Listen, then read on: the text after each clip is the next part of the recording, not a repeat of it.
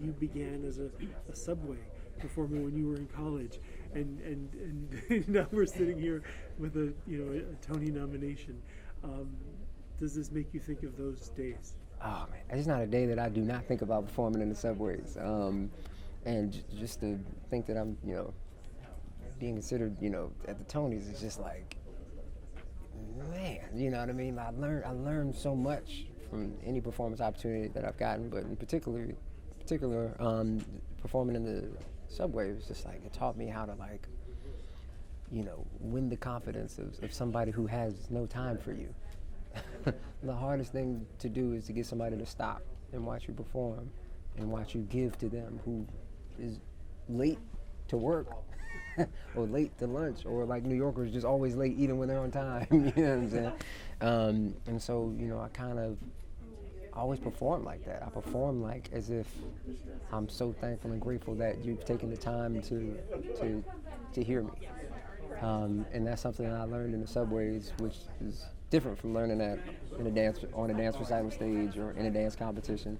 That's what it taught me, and it gave me the endurance to do that for an endless amount of time. I could dance on a piece of wood in the subway from sun up to sundown. So getting on stage for 3 hours or an hour and a half to keep you, to give to you, to share with you is, I could do 8 Funny Girls in one day.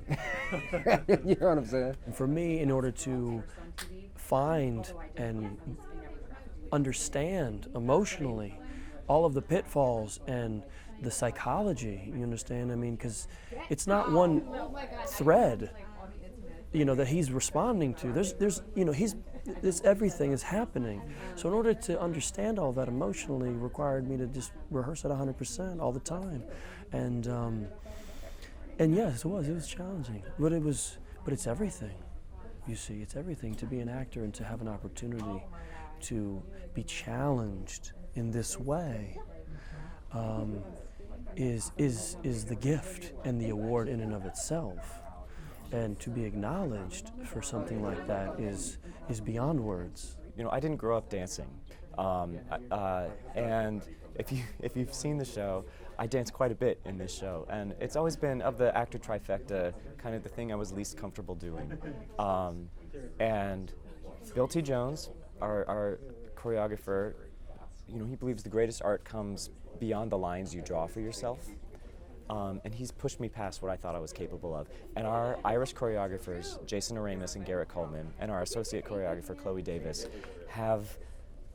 they've transformed me into something like I never in a million years thought I would be capable of doing what I'm doing 8 shows a week in this show.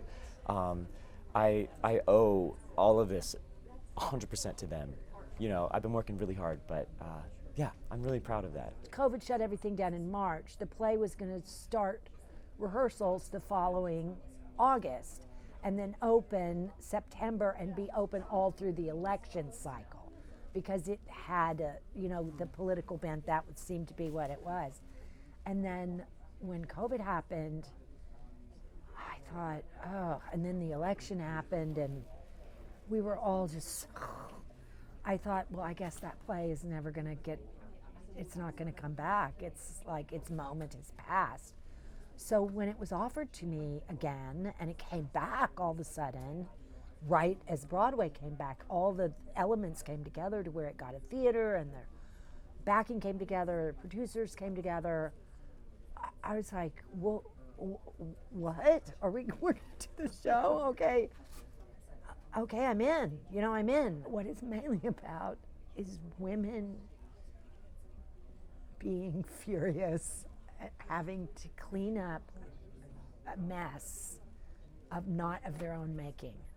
And that the Harriet is filled with it. Competence that is thwarted by dopey behavior. And you get to laugh at it, and all of a sudden it feels like we have this weird safe space for women over at the Schubert Theater, and men too, who want to just have some place to put that energy and laugh and fill up your gas tank to go back out and fight the good fight. It's my distinct privilege to be a part of the cast of the revival of The Music Man on Broadway. I've loved this musical since I was a kid, listening to the record, wearing the grooves off of it. And I did a production in Summerstock when I was like 24 years old, but I have only very vague memories of that. But when I was invited to come on board for this, I thought, oh, this is a great opportunity to really live inside this musical that I've loved for over 50 years. And it's been a thrill every day working on it, because the music is so great, because the book is so fantastic, because the stars are phenomenal, but also because the ensemble, largely made up of kids or children or young people, and the energy and the talent and the just indomitable spirit that they bring to the show every night is totally inspiring to be around and fun. And it's really gratifying to bring so much joy to people.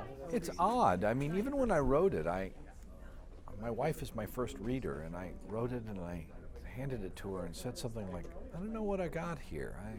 I wrote this, it's an odd duck. And I gave it to my wife and she read it and she was like, I think it's my favorite play of yours. And then I gave it to Anna Shapiro, my director and collaborator, and she read it and said, it might be my favorite play of yours. I thought, oh, well, it's interesting because I really didn't know what to make of it. All my plays are pretty different from one another, and The Minutes seems more different in some ways than some of the others. But I do love it. I love playing it. I love seeing the impact it has on an audience. I mean, from the first time we put it up, when I was not an actor in it, when we first put it up in Chicago and Bill Peterson was playing the mayor, I realized when we first put it up, it was like, oh, it works. It works in the sense that it's working on the audience in the way I had hoped it would. They start with a kind of curiosity, and they lean in, and then it becomes very funny as the characters start to reveal themselves to them, and then it takes a very dark turn late in the show, which both angers and inspires and thrills and causes some head scratching and gets people really involved in the conversation so that when they leave the theater they're talking about the play.